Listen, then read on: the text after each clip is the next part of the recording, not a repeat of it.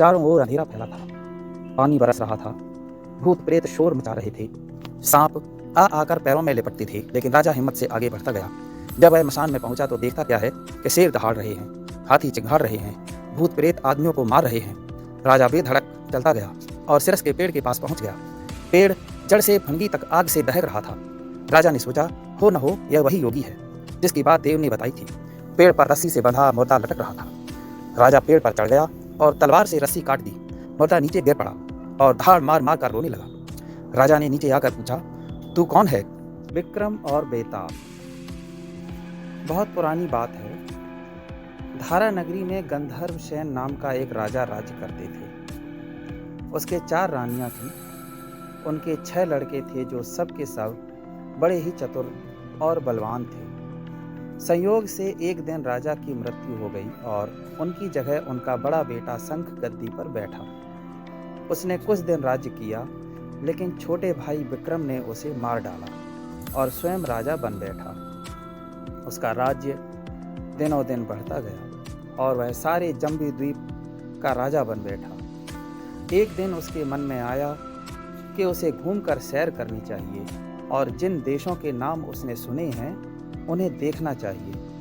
सो वह गद्दी अपने छोटे भाई भर्तहरि को सौंपकर योगी बनकर राज्य से निकल पड़ा। उस नगर में एक ब्राह्मण तपस्या करता था।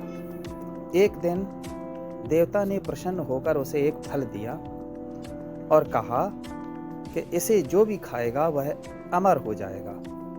ब्राह्मण ने वह फल लाकर अपनी पत्नी को दिया और देवता की बात भी बता दी। ब्राह्मणी बोली, हम अमर होकर क्या करेंगे? हमेशा भीख मांगते रहेंगे। इससे तो मरना ही अच्छा है। तुम इस फल को ले जाकर राजा को दे आओ और बदले में कुछ धन ले आओ। यह सुनकर ब्राह्मण फल लेकर राजा भर्तहरि के पास गया और सारा हाल कह सुनाया। भर्तहरि ने फल ले लिया और ब्राह्मण को 1 लाख रुपए देकर विदा कर दिया। भर्तहरि अपनी एक रानी को बहुत चाहता था। उसने महल में जाकर वह फल उसी को दे दिया।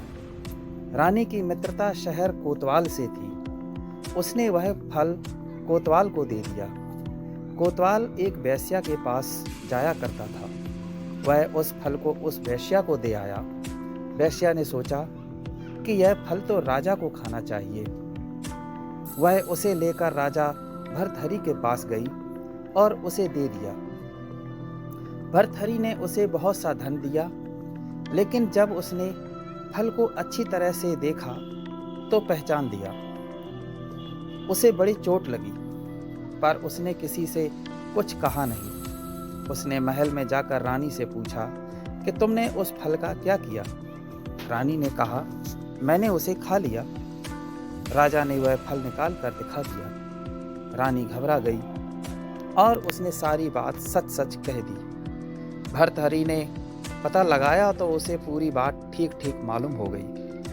वह बहुत दुखी हुआ।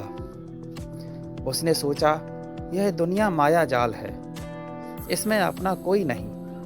वह फल लेकर बाहर आया और उसे धुलवा कर स्वयं खा लिया। फिर राजपाट छोड़ योगी का भेष बनाकर जंगल में तपस्या करने चला गया। भर्तहरि के जंगल में चले जाने से विक्रम की गद्दी सूनी हो गई। जब राजा इंद्र को यह समाचार मिला तो उन्होंने एक देव को धारा नगरी की रखवाली के लिए भेज दिया। वह रात दिन वहीं रहने लगा। भर्तहरि के राजपाट छोड़कर वन में चले जाने की बात विक्रम को मालूम हुई तो वह लौटकर अपने देश आया। आधी रात का समय था। जब वह नगर में घुसने लगा तो देव ने उसे रोका। राजा ने कहा, मैं विक्रम हूँ, यह मेरा राज्य है, तुम रोकने वाले कौन होते हो? देव बोला, मुझे राजा इंद्र ने इस नगर की चौकसी के लिए भेजा है। तुम सच्चे राजा विक्रम हो तो आओ पहले मुझसे लड़ो। दोनों में लड़ाई हुई। राजा ने जरा सी देर में देव को पछाड़ दिया। तब देव बोला, हे राजन, तुमने मुझे हरा दिया, मैं तुम्हें जीवन दान देता हूँ। इसके बाद देव ने कहा, राजन, एक नगर और एक नक्षत्र में तुम 3 आदमी पैदा हुए थे। तुमने राजा के घर में जन्म लिया, दूसरे ने तेली के और तीसरे ने कुम्हार के। तुम यहाँ का राज करते हो। तेली पाताल का राज करता था और कुम्हार ने योग साध कर तेली को मारकर शमशान में पिशाच बना सिरस के पेड़ से लटका दिया है। अब वह तुम्हें मारने की फिराक में है, उससे सावधान रहना। इतना कहकर देव चला गया और राजा महल में आ गया। राजा को वापस आया देख सबको बड़ी खुशी हुई। नगर में आनंद मनाया गया। राजा फिर राज्य करने लगा। एक दिन की बात है कि शांतिशील नाम का एक योगी राजा के पास दरबार में आया और उसे एक फल देकर चला गया। राजा को आशंका हुई कि देव ने जिस आदमी को बताया था कहीं यह वही तो नहीं है। यह सोच उसने फल नहीं खाया, भंडारी को दे दिया। योगी आता और राजा को एक फल दे जाता। संयोग से एक दिन राजा अपना अस्तबल देखने गया था। योगी वहीं पहुंचा और फल राजा के हाथ में दे दिया। राजा ने उसे उछाला तो वह हाथ से छूटकर धरती पर गिर पड़ा। उसी समय एक बंदर ने झपट कर उसे उठा लिया और तोड़ डाला। उसमें से एक लाल निकला, जिसकी चमक से सबकी आंखें चौंधिया गईं। राजा को बड़ा आश्चर्य हुआ। उसने योगी से पूछा, आप यह लाल मुझे रोज क्यों दे जाते हैं? योगी ने जवाब दिया, महाराज, राजा, गुरु, ज्योतिषी, वैद्य और बेटी, इनके घर कभी खाली हाथ नहीं जाना चाहिए। राजा ने भंडारी को बुलाकर पीछे के सब लाल मंगवाए। तोड़वाने पर सब में एक एक लाल निकला। इतने लाल देखकर राजा को बड़ा हर्ष हुआ। उसने जौहरी को बुलवाकर उनका मूल्य पूछा। जौहरी बोला, महाराज, ये लाल इतने कीमती हैं कि इनका मोल करोड़ों रुपयों में भी नहीं आंका जा सकता। एक लाल एक एक राज्य के बराबर है। यह सुनकर राजा योगी का हाथ पकड़कर गद्दी पर ले गया। बोला, योगीराज, आप सुनी हुई बुरी बातें दूसरों के सामने नहीं कही जाती।